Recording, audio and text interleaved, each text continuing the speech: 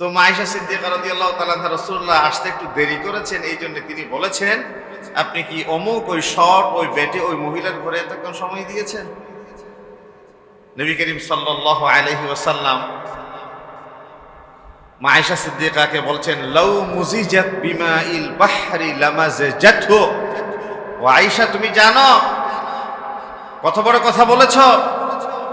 তুমি যে অমুক শর্ট বেটে মহিলা এই কথা বলে সাফিয়াকে সম্বোধন করলা, তোমার এই ছোট্ট কথাটা যদি কোনো স্বচ্ছ সুপীয় সমুদ্র পানির উপর ছেড়ে দেওয়া হয়, সকল স্বচ্ছ সুপীয় পানিকে দূষিত করে দেওয়ার জন্য যথেষ্ট হয়ে যাবে। একজন মানুষকে শর্ট বলা, একজন মানুষকে মোটা বলা, একজন মানুষকে নাক বোঁচা বলা, একজন মানুষকে চোখ বড় বলা, একজন মানুষের ইজ্জতের উপর হাত রেখে কথা বলা, স্বচ্ছ সুপি একটি সমুদ্রের পানিকে দূষিত করে দেওয়ার জন্য আপনার এই ছোট কথাটা যথেষ্ট হয়ে যাবে। তাহলে একজন মানুষ আর একজন মানুষের ইজ্জতের উপর সম্মানের উপর হাত দিয়ে কি কথা বলার কোন অধিকার রাখতে পারে? এই জন্য কারো সম্মান কারো মর্যাদার উপর হাত দিবেন না।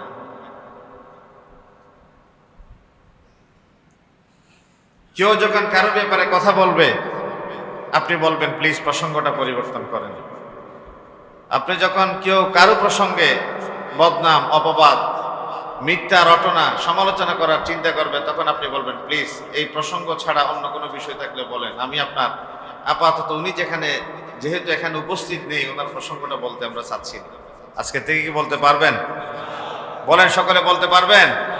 আপনি দোকানে বসেছেন, ঘরে বসেছেন, মেয়ের শ্বশুর বাড়িতে গিয়েছেন, ছেলের শ্বশুর বাড়িতে গিয়েছেন, যেই কেউ অনুপস্থিত কোনো ব্যক্তি সম্পর্কে কোনো কথা বলতে চায়, আপনার আকল যদি ঠিক থাকে, দিমাগ যদি ঠিক থাকে, মস্তিষ্ক যদি সুস্থ থাকে, তাহলে আপনি প্লিজ এখন থেকে থামিয়ে দিবেন, প্লিজ তার কথা বলবেন না, কারণ তিনি এখানে নাই। যিনি এখানে নাই তার কথা বলবেন না, থামিয়ে দিবেন আজকে। কোরআনুল কারীম আল্লাহ রাব্বুল আলামিন আরো চমৎকার করে বললেন, লাকাদ খালাকনাল ইনসানা ফি আহসানি তাকওয়িম। আল্লাহ তাআলা সর্বাধিক সম্মানিত সুন্দরতম অবয়ব দিয়ে তিনি মানুষকে সৃষ্টি করেছেন। সবচেয়ে সুন্দরতম অবয়ব কার? মানুষের। বলেন, সবচেয়ে সুন্দরতম অবয়ব কার? মানুষের। সুতরাং আপনি কে কালো বলা? আমি যেহেতু তাজা সৌদি আরব থেকে এসেছি, একটা কথা মনে পড়ে আর কি, মালি থেকে, সোমালিয়া থেকে, আফ্রিকা থেকে, নাইজেরিয়া থেকে যারা আসে, তাদের পাশ দিয়ে হেঁটে যাওয়ার সময় তাদেরকে যখন দেখি, ঐতিহ্যবাহী হযরত আলী শাহ রাহমাতুল্লাহ আলাইহি জামে মসজিদে আজকে জুমার দিন পবিত্র ঈদুল আযহার পরবর্তী এই গুরুত্বপূর্ণ সময়ে সমাবেত সম্মানিত মুসাল্লিন কেরাম, দূর দূরান্ত থেকে আগত আমার সম্মানিত মেহমান বৃন্দ, আসসালামু আলাইকুম ওয়া রাহমাতুল্লাহি ওয়া বারাকাতুহু। আল্লাহ তাআলার শুকর এবং সুজুদ আদায় করছি, যিনি দীর্ঘ সময় পরে আপনাদের সাথে আবার মিলিত হবার তিনি সুযোগ দিয়েছেন, সুস্থতার নিয়ামতে ধন্য করেছেন। আল্লাহ তাআলার অপার করুণা, দয়া, মেহেরবানির চাদর আমাদেরকে আবৃত করেছেন। আল্লাহ তাআলার ইচ্ছা, কৃপা, দয়া, মেহেরবানি যা কিছু আমাদের জন্য কল্যাণকর মনে করেছেন তা দান করেছেন, যা অকল্যাণকর, যা বনি আদমের জন্য ক্ষতিকর, তার থেকে আমাদেরকে দূরে রেখেছেন, বিরত রেখেছেন। আমরা আল্লাহ তাআলার শেখানো ভাষায় কাইমান ও বাক্যে কৃতজ্ঞতা প্রকাশ করে সকলেই পড়ি আলহামদুলিল্লাহ। আমি আপনাদেরকে অনেক বেশি মিস করেছি এতদিন, আপনারাও নিঃসন্দেহে আমাদের আত্মিক সম্পর্কের কারণে অনেক বেশি এই জুমার দিন একে অপরকে স্মরণ করেছেন। দীর্ঘ প্রায় 7টি জুমা আপনাদের থেকে আলাদা ছিলাম। এটা বাস্তবতা যে একটি বিষয়কে বেশি গুরুত্ব দিতে গিয়ে আর কম গুরুত্বপূর্ণ বিষয়কে ছেড়ে দিতে হয়। খানায়ে কাবার মেহমান হতে পারা, নবী করিম সাল্লাল্লাহু আলাইহি সাল্লামের রওজা তোহারের পাশে গিয়ে সালাম দিতে পারা, এটা পরম সৌভাগ্য এবং নিতান্ত আল্লাহ তাআলার মেহেরবানি এবং করুণা। এই পরম সৌভাগ্যবান ব্যক্তিদের কাতারে সামিল হতে গিয়ে আপনাদের সংস্রব, আপনাদের সংস্পর্শ, আপনাদের এই ভালোবাসা মহব্বত থেকে সাময়িকের জন্য আমাকে বিচ্ছেদ থাকতে হয়েছে।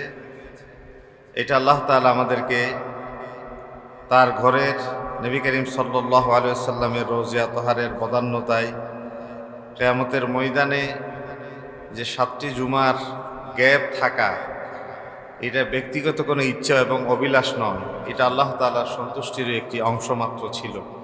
এটা আল্লাহ তাআলা তার দ্বীনের জন্যে, জাহান্নাম থেকে মুক্তির জন্যে, এবং ফলসিরাতের যে সিঁড়ি সেদিন থাকবে, রাস্তা অন্ধকারাচ্ছন্ন হবে, সে আলোকবর্তিকাময় একটি রাস্তা পাওয়ার জন্য আমাদের উসিলা এবং মাধ্যম করে দিক বলি আমিন।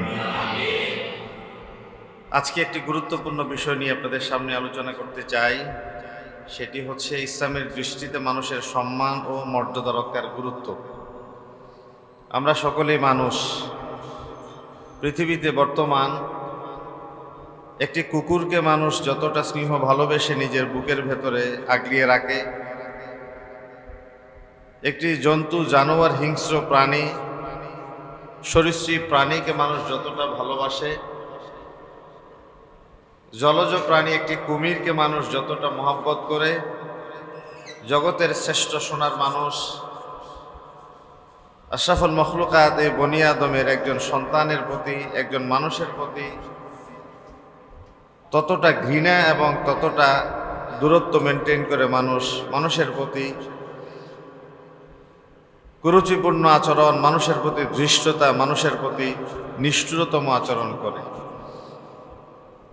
পত্রিকার পাতা খুললেই দেখতে পাই, মিডিয়াতে দৃষ্টি দিলে আমরা দেখতে পাই হিংসা, জিজ্ঞাসা, মানুষকে অধিকার হরণ করা, মানুষকে কষ্ট দেয়া, আমাদের ছেলে মেয়েদের জীবনকে অনিরাপদ করে তোলা, এটা যেন হরহামেশা নিত্যনৈমিত্তিক একটা ব্যাপার হয়ে দাঁড়িয়েছে।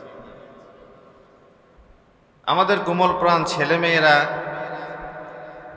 নিরাপদ নয় প্রতিবেশীর কাছে, নিরাপদ নয় বাসে, নিরাপদ নয় স্কুলে, নিরাপদ নয় মাদ্রাসায়, নিরাপদ নয় রোডে ঘাটে, নিরাপদ নয় ইভেন মা বাবার কাছে। খুবই দুঃখের সাথে, পরিতাপের সাথে, নিষ্ঠুরতার সাথে এই দৃশ্য আজকে আমাদেরকে দেখতে হচ্ছে।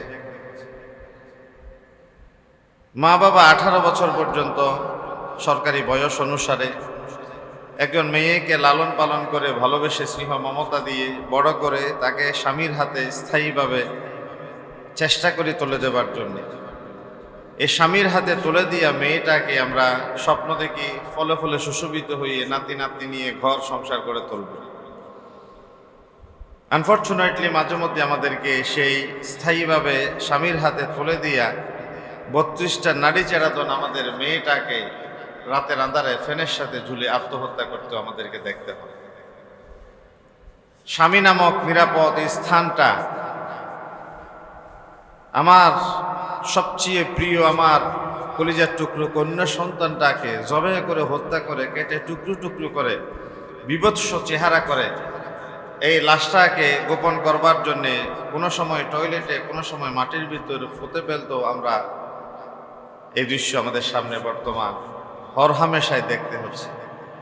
এই যে একজন মানুষ, আল্লাহ তাআলা যাকে এতটা চমৎকার সকল সৃষ্টির উপর মর্যাদা দিয়ে সৃষ্টি করেছে, কি হয়ে গেল আজকে পৃথিবীতে যে মানুষ হয়ে মানুষের কাছে একজন মানুষের সম্মানটা এতটা অমর্যাদা করে একটা জায়গায় পৌঁছে গেল। যারা আরবে গিয়েছেন আপনারা দেখেছেন, নতুন হেরেমের পাশে ছোট্ট একটি জায়গা এখনো পর্যন্ত ঘিরে রাখা আছে, যেখানে নিজের ঔরসজাত কন্যা সন্তানদেরকে তারা জীবন্ত কবরস্থ করত। সেই ইতিহাস তো আজ থেকে 1500 বছর আগে কালের গর্ভে বিলীন হয়ে গেল। আমরা তো গর্ব করে বলি, অহংকার করে স্বীকার করি এবং মানুষের সামনে মাথা উঁচু করে এই কথাটা অবলীলে বলে যাই। এখন আমরা জেন জিতে আছি, এখন আমরা সেই সময়ে আছি যখন জ্ঞান, বিজ্ঞান, প্রযুক্তি, ইনফরমেশন টেকনোলজি আকাশচুম্বী। আমাদেরকে ঠেকায় কে? আমরা তো এক অপ্রতিরোধ্য জাতি। আমরা তো পৃথিবীতে এখন মহাকাশ জয় করতে প্রাণপণ চেষ্টা চালিয়ে যাচ্ছে। মঙ্গল গ্রহে মানুষ বসবাসের জন্য প্রতিযোগিতা করছে। মানুষ এখন ডুব দিয়ে 7 সমুদ্র 13 নদী পেরিয়ে সাপের মাথা থেকে মুক্তি ছিনিয়ে আনতে মানুষ বদ্ধপরিকর। সেই আধুনিকতার চরম উৎকর্ষতার এই সময়ে এসে কেন আমাদেরকে এই বিভৎস চিত্র দেখতে হচ্ছে? আমাদের ভিতরে এখন আধুনিকতা আছে, আমাদের ভেতরে জ্ঞান আছে, বিজ্ঞান আছে, প্রযুক্তি আছে, ইনফরমেশন আছে, টেকনোলজি আছে, নেই শুধু মানবতা, নেই শুধু মনুষ্যত্ববোধ। ঠিক কিনা বলেন? কেন জানে দিন দিন আমরা মনুষ্যত্ববোধকে হারাতে বসেছি, ভুলে যেতে বসেছি। কোরআনুল কারীম আল্লাহ রাব্বুল আলামিন আমাদেরকে চমৎকার একটি সম্বোধন করেছেন, ওয়ালাকাদ কাররামনা বনি আদম। আমি বনি আদমকে পৃথিবীতে সর্বাধিক সম্মানিত করে সৃষ্টি করেছি। নবী করিম সাল্লাল্লাহু আলাইহি ওয়াসাল্লাম একটা জায়গায় একটা সময় বক্তব্য দিচ্ছিলেন। দূর দিয়ে একটা লাশ নিয়ে কিছু মানুষ হেঁটে যাচ্ছিল। হঠাৎ তিনি দাঁড়িয়ে গেলেন। সাহাবায়ে কেরামরা জিজ্ঞাসা করলেন, ইয়া রাসূলুল্লাহ, কেন আপনি দাঁড়ালেন? বলে যে ওই যে দেখা যায় একটা লাশ নিয়ে কিছু মানুষ হেঁটে যাচ্ছে। সাহাবীদের ভেতরে একজন বললেন, ইয়া রাসূলুল্লাহ, সে তো ইহুদি যে মারা গেছে। তো নবী করিম সাল্লাল্লাহু আলাইহি ওয়াসাল্লাম তাকে জবাব দিলেন, আলাইসাত নাফসান, সে কি মানুষ নয়? সে কি মানুষ নয়? আমি তো মানুষের সম্মানে দাঁড়িয়েছি। সে হিন্দু হবে, বৌদ্ধ হবে, খ্রিস্টান হবে, মুসলিম হবে, এটা তো পরের বিবেচনা। তার আমাদের প্রথম পরিচয়, ফার্স্ট আইডেন্টিটি হচ্ছে আমরা মানুষ। সেকেন্ড হচ্ছে আমরা মুসলমান। আমরা মানুষ হয়ে পৃথিবীতে এসেছি। আল্লাহ তাআলা কোরআনুল কারীমের সূরা বনী ইসরাঈলে ৭০ নম্বর আয়াতে সেই কথাই বলেছেন, ওয়ালাকাদ কাররামনা বনি আদম। আমি সর্বাধিক সম্মানিত এবং মর্যাদাবান করে পৃথিবীতে বনি আদমকে সৃষ্টি করেছি। ওয়া হামালনাহুম ফিল বাররি ওয়াল বাহর, জলে এবং স্থলে তাদেরকে চলাচলের বাহন দিয়েছি। এই যে স্থলে আমরা বাহন দিয়ে চলাফেরা করি, গাড়িতে যখন উঠি আমরা দোয়া পড়েনি, সুবহানাল্লাযী সাখখারা লানা হাযা ওয়া মা কুন্না লাহু মুকরিনিন ওয়া ইন্না ইলা রাব্বিনা লামুনকালিবুন। এটার অর্থ কি মহাপবিত্রতম সেই সত্তা যিনি আমাদেরকে এই বাহনের উপর চড়িয়েছেন এবং এই বাহনকে আমাদের অনুকূলে করে দিয়েছেন। একটা ঘোড়ার পিঠে চড়ে বসেছেন, গাধার পিঠে চড়ে বসেছেন, হাতির পিঠে চড়ে বসেছেন।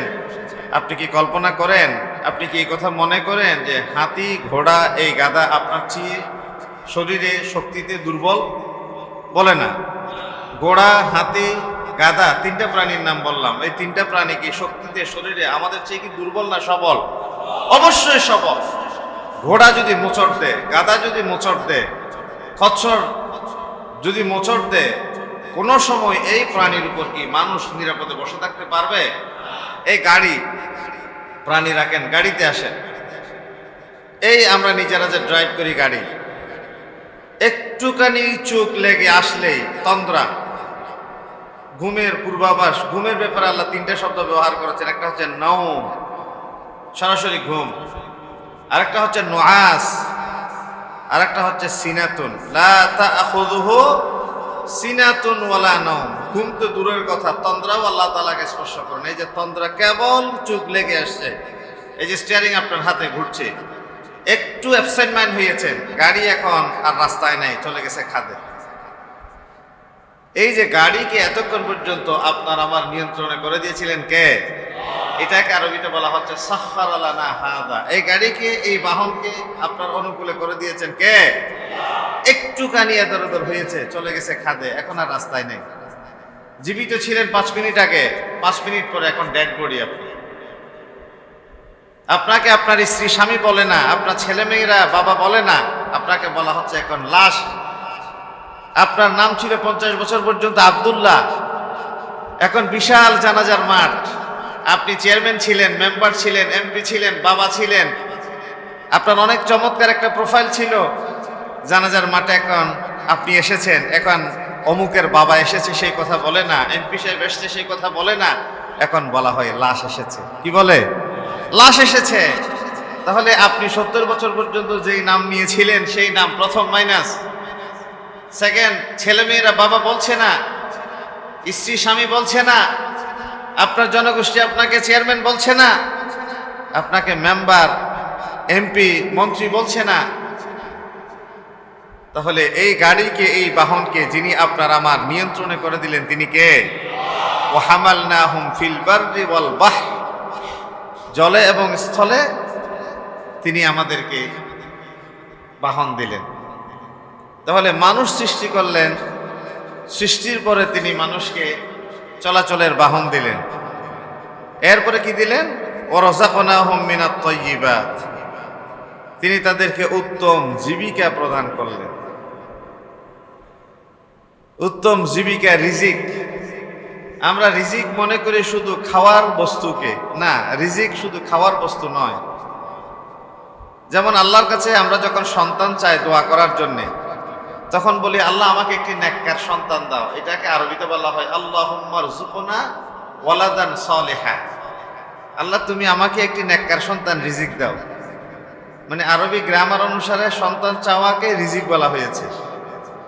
পবিত্রতা আমানত, সন্তান সন্ততি আমানত, আপনার আকল আমানত, দৃষ্টিশক্তি আমানত, এবং আপনার চলাফেরার সক্ষমতা আল্লাহর পক্ষ থেকে আমানত।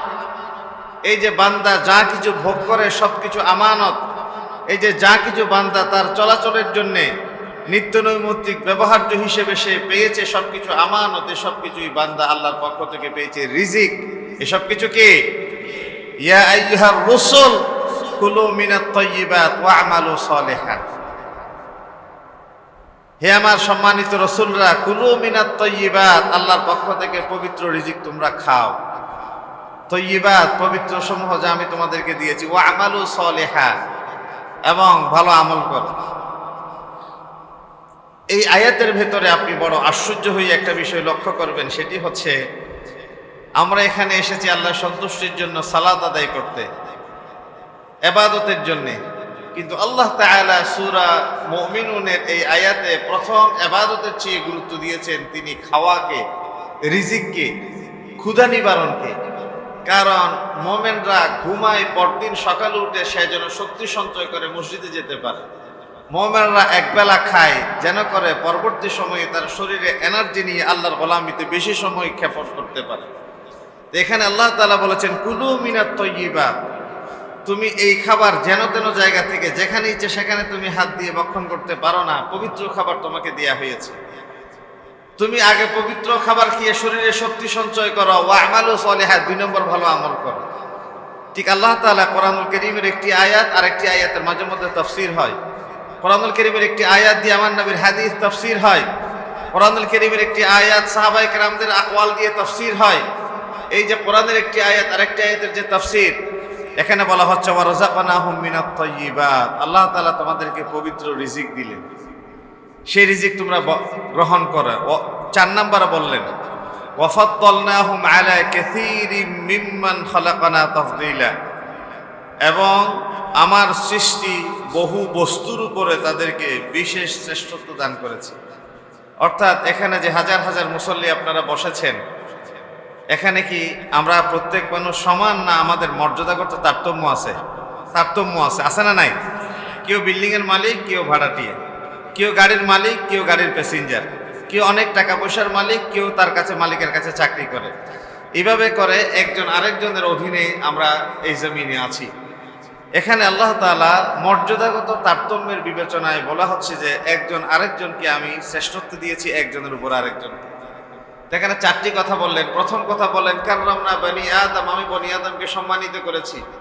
2 নম্বরে বললেন ওয়া হামালনাহুম ফিল বাররি ওয়াল বাহরি, জলে এবং স্থলে চলাচলের বাহন দিয়েছি। 3 নম্বরে ওয়ারাযাকনাহুম মিনাত তাইয়্যিবাত, তাদেরকে জীবন উপকরণ হিসেবে জীবন নির্ধারণের জন্য আমি পবিত্র রিজিক দিয়েছি। 4 নম্বরে ওয়াফাদ্দালনাহুম আলা কাসীরিম মিম্মান খালাকনা তাফদীলা, আমি একজনের উপরে আরেকজনের বিশেষ শ্রেষ্ঠত্ব দিয়েছি। এই যে আল্লাহ রাব্বুল আলামিন এই 4টা বিষয়ের প্রথম নম্বর বিষয়কে তিনি প্রায়োরিটি দিলেন, সম্মানকে, মর্যাদাকে।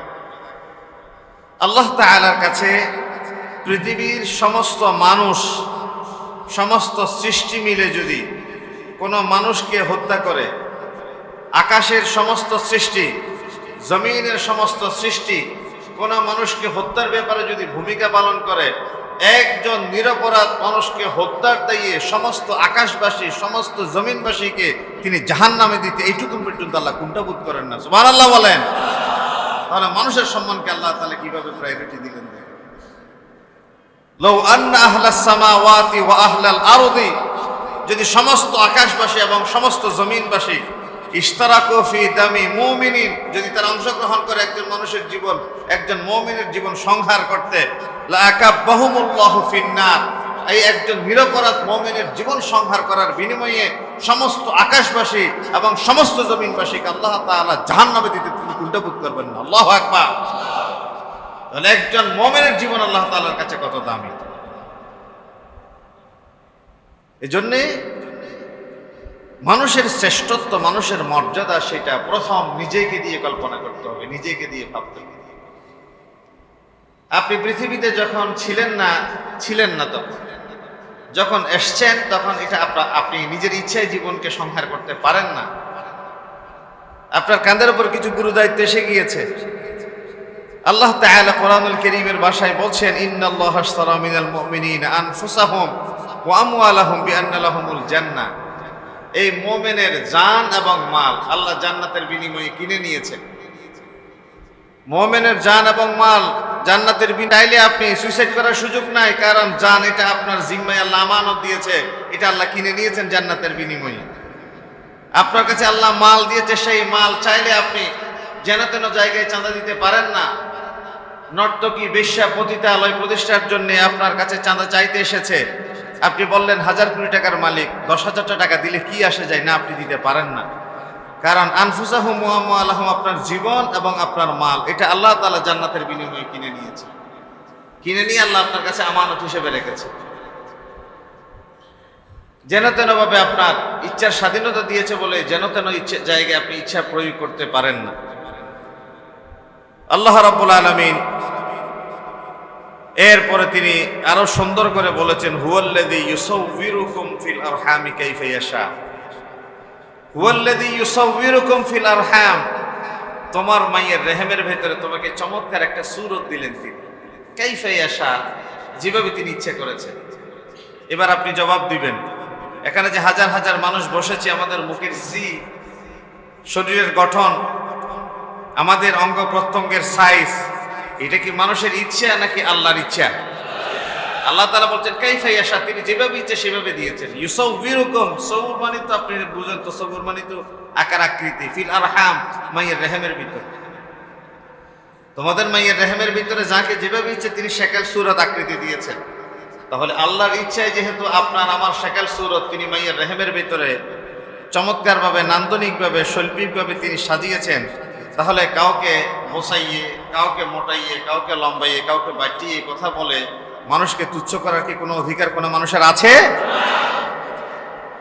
মা আয়েশা সিদ্দিকা রাদিয়াল্লাহু তাআলা আনহা একটা সময় নবী করিম সাল্লাল্লাহু আলাইহি ওয়াসাল্লামকে আসার সাথে সাথে তিনি প্রশ্ন করলেন, ইয়া রাসূলুল্লাহ, আপনি কি অমুক বেটে মহিলার ঘরে ছিলেন? তার মানে আম্মাজান সাফিয়া রাদিয়াল্লাহু তাআলা আনহা ছিলেন অসম্ভব সুন্দরী, পরমা সুন্দরী, এবং তিনি একটু শর্ট ছিলেন। রাসূল সাল্লাল্লাহু একজন বিবি আমাদের আম্মাজান সাফিয়া রাদিয়াল্লাহু তাআলা আনহা। তো মা আয়েশা সিদ্দিকা রাদিয়াল্লাহু তাআলা আনহা রাসূলুল্লাহ আসতে একটু দেরি করেছেন, এই জন্য তিনি বলেছেন, আপনি কি অমুক ওই শর্ট ওই বেটে ওই মহিলার ঘরে এতক্ষণ সময় দিয়েছেন? নবী করিম সাল্লাল্লাহু আলাইহি ওয়াসাল্লাম মা আয়েশা সিদ্দিকাকে বলছেন, লাউ মুজিজাত বিমাইল বাহরি লামাজাজাতহু। ও আয়েশা, তুমি জানো কত বড় কথা বলেছ? তুমি যে অমুক শর্ট বেটে মহিলা এই কথা বলে সাফিয়াকে সম্বোধন করলা, তোমার এই ছোট্ট কথাটা যদি কোনো স্বচ্ছ সুপীয় সমুদ্র পানির উপর ছেড়ে দেওয়া হয়, সকল স্বচ্ছ সুপীয় পানিকে দূষিত করে দেওয়ার জন্য যথেষ্ট হয়ে যাবে। একজন মানুষকে শর্ট বলা, একজন মানুষকে মোটা বলা, একজন মানুষকে নাক বোঁচা বলা, একজন মানুষকে চোখ বড় বলা, একজন মানুষের ইজ্জতের উপর হাত রেখে কথা বলা, স্বচ্ছ সুপীয় একটি সমুদ্রের পানিকে দূষিত করে দেওয়ার জন্য আপনার এই ছোট কথাটা যথেষ্ট হয়ে যাবে। তাহলে একজন মানুষ আর একজন মানুষের ইজ্জতের উপর, সম্মানের উপর হাত দিয়ে কি কথা বলার কোন অধিকার রাখতে পারে? এই জন্য কারো সম্মান, কারো মর্যাদার উপর হাত দিবেন না।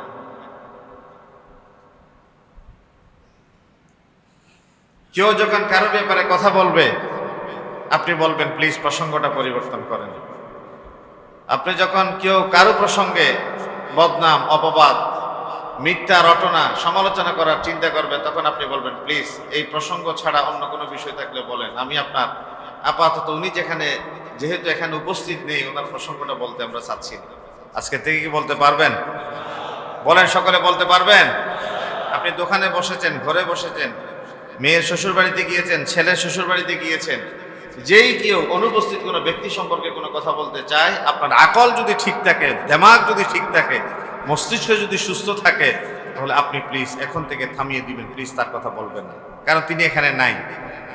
যিনি এখানে নাই তার কথা বলবেন না, থামিয়ে দিবেন আজকে। কোরআনুল কারীম আল্লাহ রাব্বুল আলামিন আরো চমৎকার করে বললেন, লাকাদ খালাকনাল ইনসানা ফি আহসানি তাকওয়িম। আল্লাহ তাআলা সর্বাধিক সম্মানিত সুন্দরতম অবয়ব দিয়ে তিনি মানুষকে সৃষ্টি করেছেন। সবচেয়ে সুন্দরতম অবয়ব কার? মানুষের। বলেন, সবচেয়ে সুন্দরতম অবয়ব কার? মানুষের। সুতরাং আপনি কে কালো বলা? আমি যেহেতু তাজা সৌদি আরব থেকে এসেছি, একটা কথা মনে পড়ে আর কি, মালি থেকে, সোমালিয়া থেকে, আফ্রিকা থেকে, নাইজেরিয়া থেকে যারা আসে, তাদের পাশ দিয়ে হেঁটে যাওয়ার সময় তাদেরকে যখন দেখি, তাদের সাথে যখন নামাজে দাঁড়াই, তখন কত কথা মনের ভিতরে প্রশ্ন উকিঝুঁকি দেয়। তখন একটা কথাই শুধু মনের ভিতরে চিন্তা করি, লাকাদ খালাকনাল ইনসানা ফি আহসানি তাকওয়িম। আল্লাহ বলছে সবচেয়ে সুন্দর অবয়ব আকৃতি দিয়ে মানুষকে সৃষ্টি করেছে। সুতরাং সোমালিয়া, নাইজেরিয়ান, মালি, এদের ব্যাপারে আপনার আমার মন্তব্য করার কোনো সুযোগ নাই। সুযোগ যখন যাবেন দেখবেন কত মনের ভিতরে প্রশ্ন উকিঝুঁকি দিবে, এই প্রশ্ন করা যাবে না। এটা আল্লাহ বলছে সুন্দর, আল্লাহর দৃষ্টিতে সুন্দর। এটা সুন্দর কেমন? যদি আজকে তো সময় খুব কম, এটা তো অনেক লম্বা সময়ের আলোচনার দাবি রাখে, সব কথা তো বলা যায় না। হযরত বেলাল রাদিয়াল্লাহু তাআলা আনহু তিনি আশহাদু বলতে পারতেন না, তিনি বলতেন আসহাদু। এই যে উমাইয়া তার গলার জিহ্বার ভেতরে যে জ্বলন্ত অঙ্গার ঢুকিয়ে দিয়েছিল, তিনি আশহাদু উচ্চারণ করতে পারতেন না, জিহ্বাটা পড়ে গিয়েছিল। বলতেন কি? আসহাদু, সিন দিয়ে উচ্চারণ করতেন। ইসলাম যখন ফলে ফলে সুশোভিত হয়ে গেল, সাহাবায়ে কেরামরা রাসূলুল্লাহকে পরামর্শ দিলেন, ইয়া রাসূলুল্লাহ, সুন্দর কণ্ঠের অধিকারী একজন মুয়াজ্জিন যদি আমরা নিয়োগ দিই, মসজিদে নববীর গুরুত্ব বোধহয় বহুগুণ বেড়ে যাবে। হযরত বেলাল আজান দিচ্ছে, সাহাবায়ে কেরামরা পরামর্শ দিল, রাসূলুল্লাহ পারমিশন দিলেন, বদলে দাও। আরেকজন সুন্দর কণ্ঠের অধিকারী মুয়াজ্জিন নিয়োগ দেওয়া হলো। আসর গড়িয়ে মাগরিব আসলো, জিবরিল এসে উপস্থিত, ইয়া রাসূলুল্লাহ, মসজিদে নববীতে আজকে কি আসর আজান হয় নাই? মসজিদে নববীতে আজকে কি আসর আজান হয় নাই? বলে হয়েছে, যে আল্লাহর আরশ আজিম পর্যন্ত সেই আজানের শব্দ পৌঁছে না। নিশ্চয়ই আজকে বেলাল মসজিদে নববীতে আজান দেয় না। আল্লাহু আকবার। সেই বেলাল ছিলেন ইথিওপিয়ার হাবশী গোলাম, কুচকুচে কালো মানুষ। তিনি ছিলেন ব্ল্যাক ডায়মন্ড। কালো মানুষটা আজান দেয় না, আল্লাহর আরশ আজিম পর্যন্ত আজান পৌঁছে না। সুতরাং কারো বর্ণের উপর, কারো চামড়ার উপরে, কারো সৌন্দর্যের উপরে বিবেচনা করে আপনি কোনো ব্যক্তির ভালো মন্দ বিবেচনা করতে পারেন না। মানুষকে মানুষের জায়গায় রেখে সম্মান দিতে শিখুন। মানুষকে আপন সত্তার উপর বিবেচনা করতে শিখুন। মানুষকে মানুষের মর্যাদা দিয়ে ভাবতে শিখো। এই জন্য আপনার প্রতিবেশী ভালো দামি জামা কাপড় পরিধান করে না, ভালো উন্নত খাবার গ্রহণ করে না, ভালো স্যান্ডেল তার পায়ে নেই, ভালো জামা তার পরনে নেই, এই বিবেচনা করে তাকে সম্মান অসম্মানের বিবেচনায় নিয়ে যাবে না।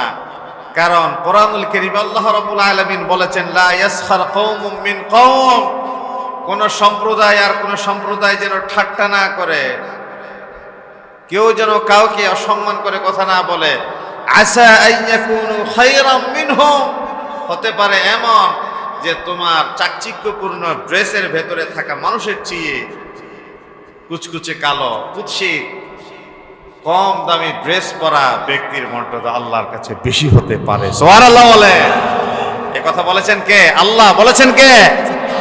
আসা আইয়াকুননা খায়রাম মিনহুন্না ওয়ালা নিসাউম মিন নিসা, প্রথম বলেছেন পুরুষ পুরুষকে যেন ঠাট্টা না করে, পরে বলেছেন কোন নারী নারীকে যেন ঠাট্টা না করে, কারণ আসা আইয়াকুন্না খায়রাম মিনহুন, ওই নারীর মর্যাদা, যাকে তুমি ঠাট্টা করছো, তাকে তুমি ছোট করছো, আল্লাহ তাআলার কাছে তোমার চেয়ে বহুগুণ বড় হতে পারে। ওয়ালা তালমিজু আনফুসাকুম ওয়ালা তানাবাজু বিল আলকাব। উপনাম, অপনাম, বিকৃত নাম, খারাপ লকবে মানুষ মানুষকে ডাকে, এটা ডাকা যাবে না। বিসাল ইসমুল ফুসুক বা'দাল ঈমান, ঈমান আনার পরে কেমনে তুমি তোমার ভাইকে এতটা খারাপ নামে সম্বোধন করো? তুমি না মুমিন পরিচয় দাও, তুমি না নিজের আল্লাহর বান্দা পরিচয় দাও। এজন্যে সর্বাগ্রে হবে আমাদের মানুষের সম্মান, আর পরস্পরের প্রতি যদি রেসপেক্ট, ডিগনিটি, সম্মান, মর্যাদার বিবেচনায় আসে, তাহলে ওই মানুষ কোনো মানুষকে তুচ্ছ করে অসম্মান করে কথা বলতে পারে। অহংকারের মূল বীজ বপন করে অপরকে তুচ্ছ করা দিয়ে, অর্থাৎ আমার চেয়ে সে ছোট, তার চেয়ে আমি বড়, এটা যখন মাথায় আসে তখন তার ব্যাপারে একটু কুৎসিত কথা বলা শুরু হয়।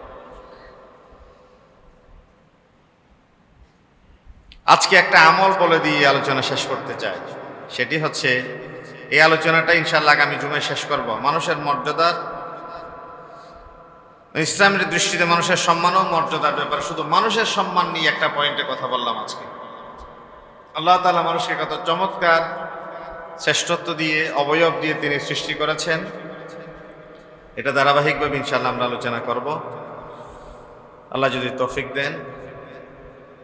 একটা আমল দিয়ে আজকে আলোচনা শেষ করতে চাই। সেই আমলটা হচ্ছে, মসজিদের একটা আদব আছে।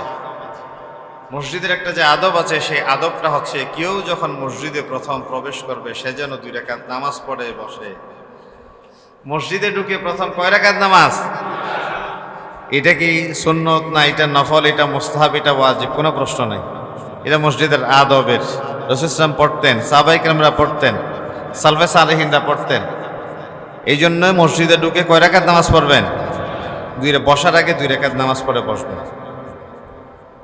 মসজিদে খোশ গল্প করবেন না, মসজিদে খোশ গল্প করবেন না, মসজিদে জামাত শেষে উঠে যাবেন না।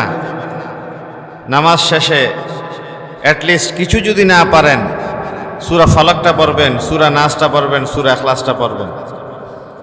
কিছুই যদি মনে না আসে, 33 বার সুবহানাল্লাহ, 33 বার আলহামদুলিল্লাহ, 33 বার আল্লাহু আকবার, একবার পুরো তাসবিহটা পড়বেন, লা ইলাহা ইল্লাল্লাহ ওয়াহদাহু লা শারীকা লাহু, লাহুল মুলকু ওয়া লাহুল হামদু ইউহয়ী ওয়া ইউমীত ওয়া হুয়া আলা কুল্লি শাইইন কাদির। এটা হলো পড়েন।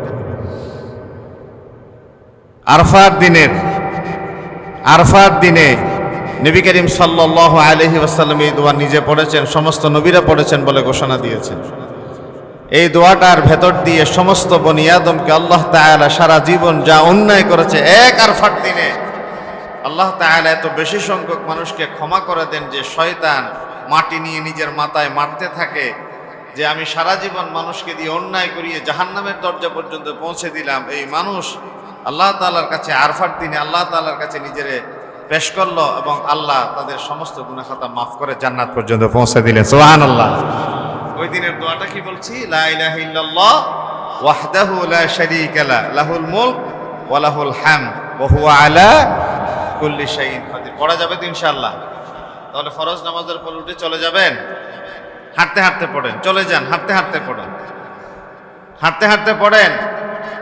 মুনাজাত জামাত হইলেও হইল, না হইলেও বাড়াবাড়ি করবেন না। হইল না হইলে এটা বাড়াবাড়ি করবেন না, নিজে নিজে করেন। জুমার দিনটা আমাদের রসম হয়ে গেছে, না করলে তো জুমার চাকরিও থাকবেন না। এখানে মুসল্লিরা আসে, হুজুর একটু কাঁদতে আসে, হুজুর একটু মোনাজাত করেন। মোনাজাত আমার দরকার ছেলে, আপনার দরকার মেয়ে। আমি চাই ছেলে, আপনি বলেন আমিন। আপনার ঘরে 10টা ছেলে, একটা মেয়ে দরকার। আমার দরকার ব্যবসার সফলতা, আপনার দরকার চাকরির প্রমোশন। আমি চাই ব্যবসার সফলতার, আর আপনি বলেন আমিন। তো এই জন্য একজনের চাওয়ার সাথে আর একজনের চাওয়ার অনেক সময় মিলে না, তারপরেও আল্লাহ দয়া করে দিয়ে দেয়। কারণ নবী করিম সাল্লাল্লাহু আলাইহি ওয়াসাল্লাম সিঙ্গেল দোয়া করেছেন, অনেকে আবার সম্মিলিত মুনাজাতের বিরোধিতাও করেন। বদরে যখন আমার নবী যাচ্ছেন, বুখারীর হাদিস, যেন ভুল না বুঝেন, এই জন্য মাসালাটাও একসাথে বলে দিচ্ছি আর কি, কারণ অর্ধেক হইলে তো আবার সমস্যা হয়ে যাবে। বদরে যেদিন আমার নবী যাচ্ছেন তখন তিনি দোয়া করতে গিয়ে এইভাবে হাত তুলেছেন যে বগল পর্যন্ত দেখা গিয়েছিল। দোয়াতে কি বলেছে সেটাও বলে দিই। আল্লাহুম্মান শুদুকা আহদাকা ওয়া ওয়া'দাক আল্লাহুম্মা ইন শি'তা লাম তু'বাদ। এটা বদরে বের হওয়ার সময় দোয়া করেছেন, আল্লাহ যদি তুমি আগামীকাল ফজরের নামাজের সময়ে তোমার গরিব গুরবা কিছু মানুষ যারা তোমাকে রাতে উঠে সিজদা দেয় এমন কোন বান্দা যদি তুমি দেখতে চাও বিজয়ী দাও, যদি তুমি চাও পৃথিবীর ইতিহাস থেকে ওই যাত্রা শেষ হয়ে যাক, তাহলে আজকে তুমি আমাদেরকে পরাজয় দাও। এত বড় দোয়া তো আমার নবী করেছেন। হযরত আবু বকর সিদ্দিক হাত ধরে আমার নবীকে বলেছেন, হাসবুক, যথেষ্ট হয়ে গেছে। কি বলেছেন? আল্লাহ আগামীকাল ফজরে তোমার গরিব গুরবা কিছু মানুষ তোমার কদমে সিজদা দিক, এটা যদি তুমি চাও, অর্থাৎ কোন মুসলমান পৃথিবীতে বেঁচে থাকুক সেটা যদি তুমি চাও, আজকে তুমি বদরে বিজয়ী দাও। তাহলে জমিনে ইসলাম থাক, সেটা আমার আল্লাহ চায় কি চায় না? তাহলে এইটাই ইসলামের দোয়া করেছে। তা আমার নবী দোয়া করার সময় বগল পর্যন্ত হাত তুলেছে, সাহাবায়ে কেরামরাও হাত তুলেছে। সম্মিলিত দোয়া ইসলামে আছে নাই এটা বলবেন না, আছে। তবে সম্মিলিত দোয়ার চেয়ে নিজে নিজে দোয়া করলে অনেক সময় দোয়া বেশি ফলপ্রসূ হয়। কারণ আমি যা চাই আপনার চাওয়া তো এক নয়, আপনার চাওয়া আমার চাওয়া এক নয়, চাওয়া ভিন্ন হইতে পারে। তারপরেও বেশি মানুষ থাকলে দোয়া কবুল হয়। বেশি মানুষ থাকলে, এখানে একজন মকবুল বান্দা মেজবান চলছে ঘরে, হাজার হাজার মানুষের খাওয়া দাওয়া, 10 জন ভিক্ষুক আসছে মাঝখানে করে, মালিকের ছেলের পাইছে রাস্তায়, ভাই আমরা 2 দিন ধরে খাই নাই, যদি আমাদের একটু খেতে দিতা। বলে যে 1000 মানুষ 5000 মানুষ খাচ্ছে ঘরে, ঠিক আছে তোমাদের 10 জন আর কি আসে যে তোমরাও খেয়ে যাও। এখানে এমন কিছু দাগি আসামি থাকে মসজিদে, এমন কিছু অপরাধী থাকে, আল্লাহ তাআলা মকবুল বান্দাদের চোখের পানির ভেতর দিয়ে বলে, সেও যখন তাদের সাথে হাত তুলেছে, যাহ তোদেরকে আজকে ক্ষমা করে দিলাম। সুবহানাল্লাহ বলে। এই জন্য সম্মিলিত মুনাজাত দরকার আছে, দরকার আছে সম্মিলিত মুনাজাত। পাশের একজনের চোখের পানি দেখলে আরেকজনের চোখের পানি এমনিতেও চলে আসে। পাশের জন যখন লম্বা মুনাজাত দিয়ে কান্নাকাটি করে, তখন আপনার মনটা বিগলিত হয়ে যায়, হাই হাই কত ভাগ্যবান মানুষ, পাশে বসে বসে কাঁদে, আমার চোখ দিয়ে পানি আসে না, কত পাষাণ হয়ে গেলাম। তখন আল্লাহর কাছে নিজের ছোট করে চোখের পানি ছেড়ে দিয়ে কাঁদে। এই জন্য কোনোটার বিরোধিতা করবেন না, আমি কোনোটার বিরোধিতা করি না। আল্লাহ চাইলে মাফ করে দিতে পারে, আল্লাহ চাইলে ক্ষমা করে দিতে পারে। আল্লাহ রাব্বুল আলামিনের কাছে সাহায্য চাই। রব, আল্লাহর ঘর থেকে এসেছি, বলেছেন নবী করিম সাল্লাল্লাহু আলাইহি ওয়াসাল্লাম, ইন দাউহু আজাবাহুম। এমন কেউ এসে যদি দোয়া চায়, যে হজ থেকে আসলে মানুষজনের কাছে দোয়া চাই, এটা নিজের প্রসঙ্গে আসছে আর কি, অন্য কারো প্রসঙ্গ আসতে পারে এটা। সেটা কি? একজন হাজী সাহেব আসছে, তো যদি বলেন যে আমার জন্য একটু দোয়া করেন, তো হাদিসে কি আসছে, ইন দাউহু আজাবাহুম, সে যদি বলে আল্লাহ তুমি তার প্রতি রহম করো, আল্লাহ বলেন সাথে সাথে তার প্রতি রহম করে। সুবহানাল্লাহ। ওয়া ইন ইস্তাগফারুহু গফারা লাহুম, যদি বলা হয় ক্ষমা করে দাও, আল্লাহ তাআলা ক্ষমাও করে দেন। সুবহানাল্লাহ। তাহলে এই দুইটা কথা আসছে। হাজী সাহেব কত মানুষের সাথে দেখা হবে, তাদের কাছে গিয়ে বলবেন আমার জন্য একটু দোয়া করেন, আমার জন্য একটু দোয়া করেন। হাজী আল হাজ ওয়াল উমরা ওয়াফদুল্লাহ, যারা হজ করে, যারা উমরা করে, তারা আল্লাহর দলভুক্ত হয়ে যায়। ইন দাউহু আজাবাহুম, তারা যখন দোয়া করে কবুল করে কে? তারা যখন ইস্তেগফার করে মাফ করে দেও কে? হাদিসে এদের কাছে দোয়া চাইবেন, দোয়া চাইলে আল্লাহ মাফ করে দিবেন। এই জন্য দোয়া করছি আপনাদের জন্য, যেহেতু রাসূল সাল্লাল্লাহু আলাইহি ওয়াসাল্লাম বলেছেন দোয়া করলে আল্লাহ কবুল করবে, এটা যে কয়দিন প্রভাব থাকে আর কি, এরপর তো আর চাইলেও পাওয়া যায় না। আল্লাহ রাব্বুল আলামিন আমাদেরকে তার দ্বীনের একনিষ্ঠ খাদেম হিসেবে কবুল করে, বলি আমিন। হযরত আলী শাহ রাহমাতুল্লাহি আলাইহির পরিবারভুক্ত যারা আমরা এই মসজিদে দলে দলে সমবেত হয়েছি, কিয়ামতের ময়দানে জান্নাতুল ফেরদৌস, এই ধরনের সুন্দর পরিবেশ আল্লাহ আমাদেরকে কবুল করুক, আমিন। যারা হজ করেন নাই, উমরা করেন নাই, এখন নিয়ত করেন। আমার সাথে আপনাদের এখান থেকে তাহের সাহেব সহ ওনার পরিবার গিয়েছে, নেভির দায়িত্বে চাকরি করতেন। আমি আমার জায়গা থেকে সর্বোচ্চ চেষ্টা করেছি। অনেক ভদ্র মানুষ, অসম্ভব ভদ্র মানুষ, তবে এই মানুষটাকে আমি জান্নাতি মানুষ বলেছি ওখানে। কেন জানেন? তাহের সাহেব হয়তো অনেকেই চিনেন, একটু হেলদি করে মানুষটা, জান্নাতি মানুষ বলেছি। এই মানুষটা এত ভদ্র মানুষ, জামারাতে যখন যাচ্ছে তখন ওনার আম্মা ওনার সাথে, বুড়া মানুষ হাঁটতে পারে না, আরবিয়ে যেটা ঠেলে ঠেলে যাচ্ছেন, এখন তো উঠতে হচ্ছে উপরের দিকে, নিজে হাঁটতে উপরে 12টা বেজে যায়, এর হাতে যদি টলি থাকে মাকে নিয়ে উঠতে হয়, সাথে আছে তার ওয়াইফ। এই মানুষটা ঝপ ঝপ ঘাম ঝরছে, আমি বলছি যে ভাই আমাকে একটু দেন না, আমি একটু ঠেলে নিয়ে যাই। মুস্কি হেসে দিয়ে বলছে না হুজুর আমি পারছি আলহামদুলিল্লাহ। তখন আমি ওই জায়গায় বলেছি গরম পড়ছে 45-50 ডিগ্রি, ঘাম ঝরছে ঝপ ঝপ শরীর থেকে, আরবিয়া নিয়ে মাকে ঠেলে সামনের দিকে উপরে যাচ্ছে পাহাড়ের উপরে। তখন আমি বলছি এই কাজ তাদের পক্ষে করা সম্ভব যাদেরকে আল্লাহ জান্নাতের জন্য বাছাই করে। সুবহানাল্লাহ। নিজের বেলায় হলে বলতাম না, যেহেতু মাকে নিয়ে যাচ্ছে। নিঃসন্দেহে মা চুপি চুপি সরে ছেলের জন্য তো দোয়া করতে তিনি ভুলবেন না। মা দোয়া করতে ভুলবেন না এই ছেলের জন্যে। আমি ওনার প্রতিক্রিয়া নিয়েছি, আপনার কি কষ্ট হয়েছে ফিরে আসার পরে? বলে যে হুজুর আমার মায়ের চেহারার দিকে যখন দেখি, বিশ্বাস করেন সমস্ত কষ্টের কথা ভুলে যায়, সমস্ত কষ্টের কথা ভুলে যায়। একদিনে শুধু যেদিন আমরা প্রথম জামারাতে গিয়েছি, সর্বসাকুল্যে ওই দিন হাঁটতে হয় কমপক্ষে মুজদালিফা থেকে মিনায়, মিনা থেকে জামারাতে, জামারাত থেকে আবার হেরেম পর্যন্ত আসতে সর্বসাকুল্যে হিসাব করে দেখলাম 35 কিলোমিটার হাঁটতে হয়। 35 কিলোমিটার, এটা তো আর আপনার বন্দর টিলা থেকে বদ্রাট পর্যন্ত যাওয়া বা এই রাস্তা নয়। এটা তো উঁচু নিচু টিলা, ডানে বামে সামনে পিছনে, নফকের ভিতরে গরমে, বাসের ভিতরে, প্রচণ্ড কষ্টের ভেতরে। তাহলে এই কষ্টের ভিতরে যে তার মাকে নিয়ে এইভাবে ঠেলে ঠেলে ধাক্কায় ধাক্কায় হাঁটে, এটা কি কোনো স্বাভাবিক হাঁটা নাকি অস্বাভাবিক? অস্বাভাবিক। এই জন্য যাদের সুযোগ আছে মার সাথে হজ করে। মাকে বলবেন যে মা তুমি আমার জন্য একটু দোয়া করো, বাবাকে বলবেন যে বাবা তুমি আমার জন্য একটু দোয়া করো। বাবা মা তো এমনিই দোয়া করে ছেলে মেয়ের জন্য, তবে এটা একটু মানসিক শান্তি আর কি, মনে শান্তি লাগে আর কি। বাবা মা যখন ছেলেকে দেখে দোয়া করে, তকদির পরিবর্তন হয়ে যাবে, ভাগ্যের চাকা ঘুরে যাবে, ভাগ্যের চাকা ঘুরে যাবে। আল্লাহ তৌফিক দিলে আমি আগামী বছরও যাওয়ার চিন্তা করেছি। আল্লাহ যদি তৌফিক দেন ইনশাআল্লাহ আমার পুরো পরিবারকে নিয়ে চিন্তা করেছি।